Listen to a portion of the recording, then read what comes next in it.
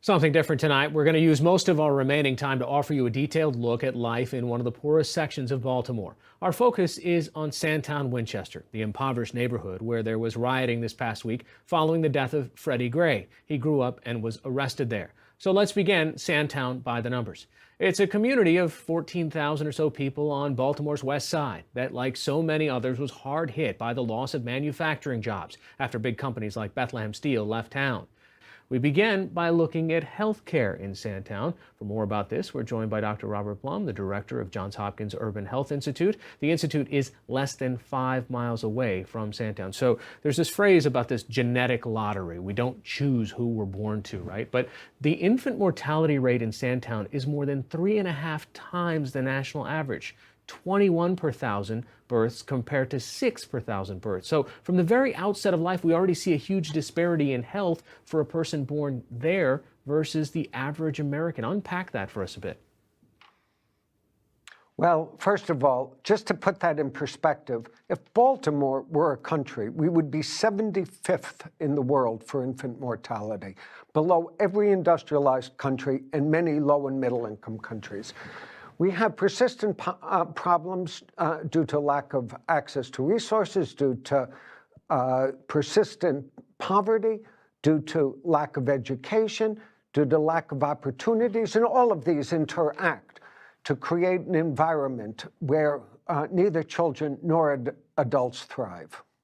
So there's another number we came across that struck us, that is life expectancy in Sandtown. It's just over 65 years, 13 years below the national average. That puts people there on par with folks in Pakistan and Rwanda. What should we make of that? So what we have is a whole set of conditions. We know today that one's environment, one's contexts drive their life expectancy, drive their health status, and to live in an environment with persistent poverty, we're not just talking about access to medical care. We're talking about access to food and healthy food. We're talking about access to exercise and recreational places. We're talking about sanitation.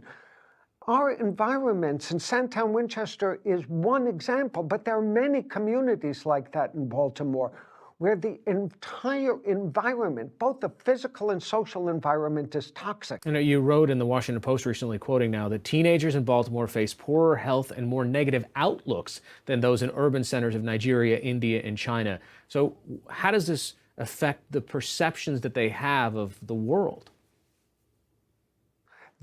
The perception they have, because of lack of opportunity, because of being left out of any American dream, is that there isn't any institution they trust.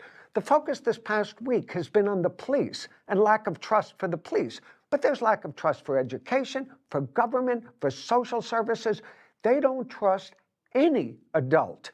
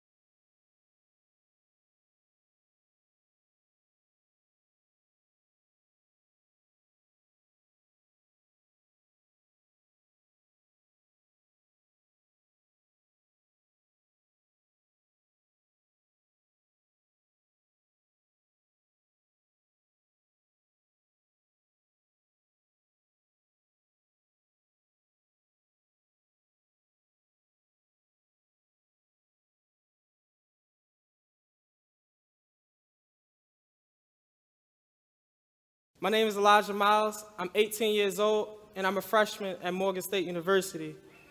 I was born and raised here in Baltimore City. The city of no hope is what I've always been told. Growing up, the people on my block would always say, Elijah, that boy, he got potential. He gonna make it far away from Baltimore. My teachers would say that the reason we should get good grades and stay in school is so we can go to college, get a good job, and be able to lead a neighborhood. But I tell you today that it's this idea, this perception of success that keeps Baltimore the same Baltimore generation after generation after generation. I will live in Baltimore City, in the hood, for the rest of my life until I can transform my hood back into a neighborhood, working with them, fighting with them, struggling with them, because that is the only way we will make progress. And that's the only way we will make change. It was Albert Einstein that said, the world is a dangerous place, not because of those of us who do evil, but because of those of us who witness it, are aware of it, and do nothing.